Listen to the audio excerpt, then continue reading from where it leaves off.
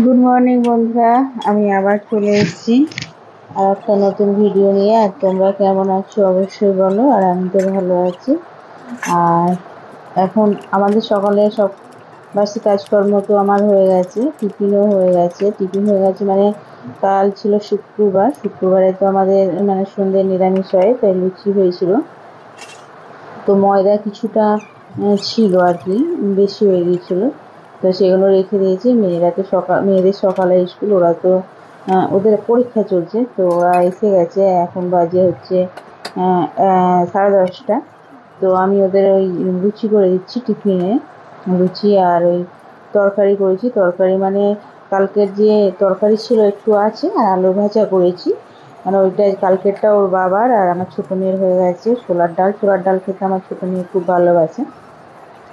আর এই শসাটা দেখো, আমার ছোটো মেয়ের পরীক্ষায় এই কালকে দিয়েছিল বিস্কুট আর কলা, আর আজকে দিয়েছি বিস্কুট আর শসা। তো যাক, শসাটা বেশ আমার দেখতে পছন্দ হয়েছে, বেশ সুন্দর।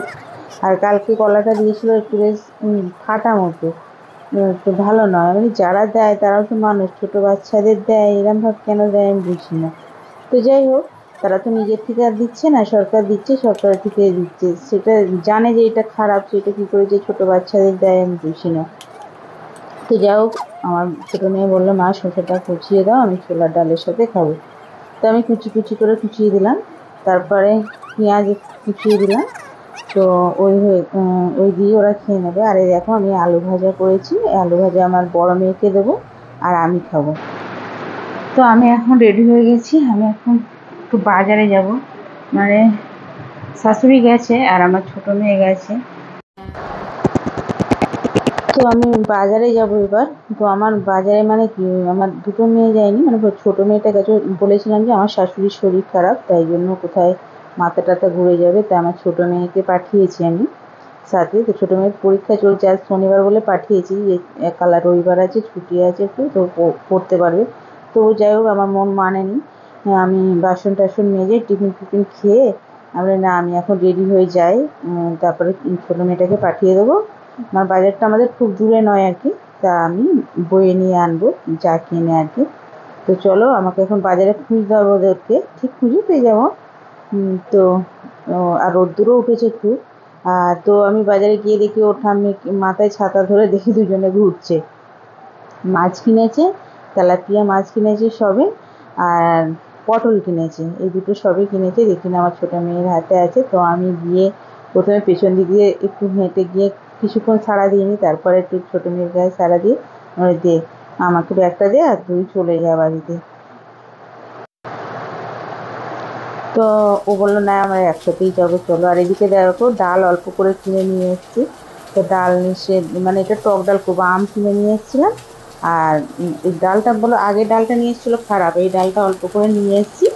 নিয়ে এসে কেননা এই ডালটা দেখো, এই তেলাপিয়া মাছ ঝালে করবো, সব শুধু মাথাগুলো নিয়েছি আর কি, এগুলোই ঝালে করবো।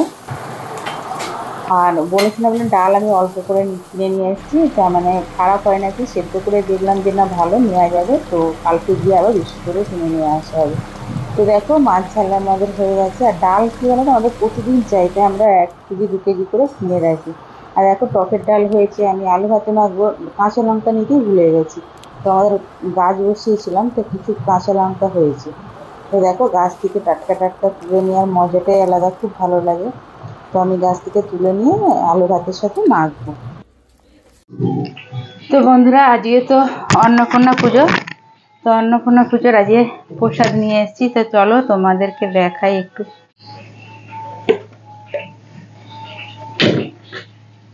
এ দেখো, এখানে খিচুড়ি আছে, এখানে আছে 5 মেশালি তরকারি, আর এখানে আছে এঁচড়ের তরকারি, আর এখানে আছে শুক্তো, আর এখানে আছে পায়েস। পায়েসটা আমি কিছু খেয়েছি।